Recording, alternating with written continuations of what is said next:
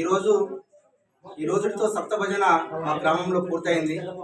సప్త భజన మరి శ్రావణ మాసంలో తొలి సప్తమి నాడు మరి ఏర్పాటు చేయాలని చెప్పేసి అందరు పెద్దలు కూర్చొని, మేము కూడా గతంలో ఎప్పుడు మేము చూడలేదు.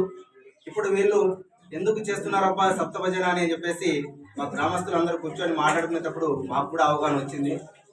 ఎందుకంటే ఈ సప్త భజన అనేది గ్రామంలోనే కాదు, మొత్తం ఎక్కడ కూడా చాలా ప్రాంతాల్లో కూడా చేస్తూ ఉన్నారు.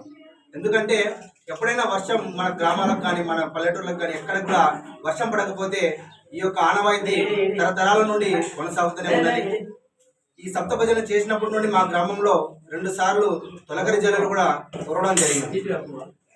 దాని వలన మేము కూడా మా తరాలకు కూడా, మా ముందు తరాలకు కూడా ఇప్పుడు వీళ్ళు కూడా చూపించి ఈ ఆచార మార్గాన్ని మాకు అందించిపోతున్నందుకు పెద్దలందరికీ కృతజ్ఞతలు తెలియజేస్తా ఉన్నాను.